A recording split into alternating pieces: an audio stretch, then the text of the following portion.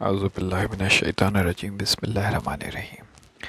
جہاں پہ رجال الغیب کی ہم باتیں کر ہی رہے ہیں، وہاں پہ حضرت غوث اعظم شیخ عبدالقادر جیلانی رحمۃ اللہ علیہ کا رجال الغیب سے کیا لنک تھا، اس میں ایک قصہ کسی نے شیئر کیا ہے۔ مختلف مشائخ کرام نے اپنی مختلف تصانیف میں شیخ ابو الحسن طنطنہ بغدادی کے وسیلے توسط سے ایک روایت نقل کی ہے۔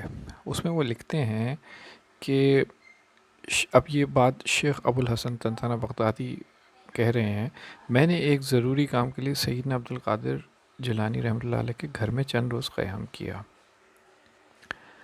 میں اکثر رات بیدار رہتا تھا۔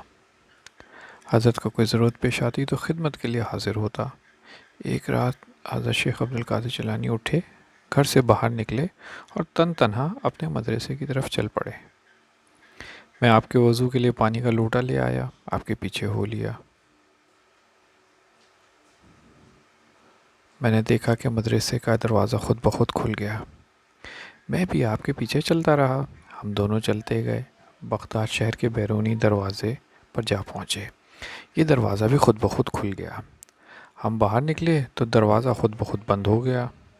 ہم تھوڑا فاصلے چلے تھے کہ ایک شہر نظر آیا۔ ہم ایک مکان کی طرف بڑھے، وہ گھر ایک سرائے کی طرح نظر آتا تھا۔ وہاں ہم نے دیکھا کہ 6 آدمی بیٹھے تھے، تو ان سے باتیں کرنے لگے، مگر میں دیوار کی اوٹ میں ایک طرف کھڑا ہو گیا۔ حضرت شیخ عبدالقادر جیلانی ان سے باتیں کرنے لگے۔ اچھا، شیخ طنطنہ جو بغدادی تھے وہ دیوار کی اوٹ میں کھڑے ہو گئے۔ مجھے کہ ان کو کسی کے رونے کی آواز آئی اور ان پر خود بخود رک گئی۔ ایک شخص نکلا اور جدھر سے رونے کی آواز آ رہی تھی ادھر گیا، تو میں نے دیکھا کہ وہ شخص ایک آدمی کو اپنی گردن پر اٹھائے لا رہا ہے۔ ایک شخص اور ننگے سر بالوں والا وہاں بیٹھا لیا گیا۔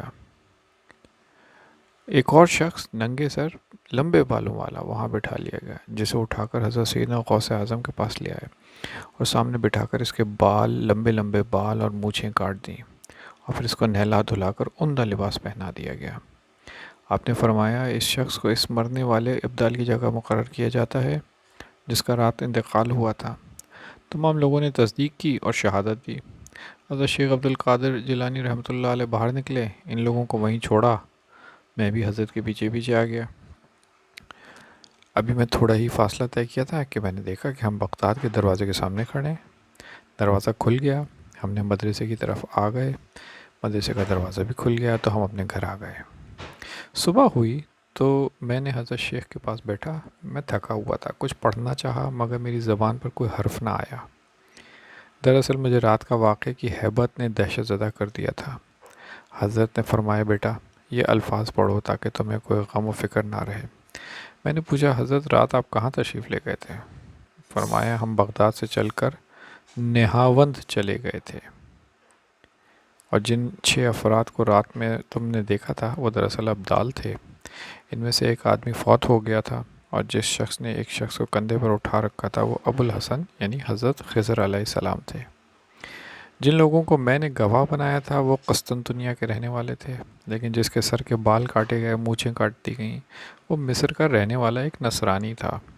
اسے کلمہ پڑھایا گیا، مونچھیں اور سر کے بال کاٹ دیے گئے۔ اس نے اسلام قبول کرنے کے بعد خوبصورت لباس پہنا، تو مجھے حکم ہوا کہ مرنے والے ابدال کی جگہ اسے سرفراز کیا جائے۔ اسلام قبول کرنے سے پہلے اس شخص کی اتنی نیکیاں تھیں کہ حساب میں نہیں آتی تھیں۔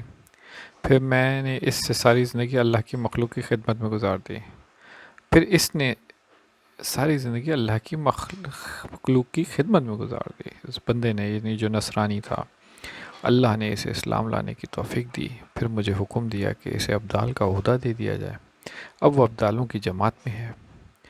سید عبدالقادر جیلانی رحمۃ اللہ عنہ نے مجھے فرمایا، میری زندگی میں اس واقعے کا کسی سے ذکر نہ کرنا۔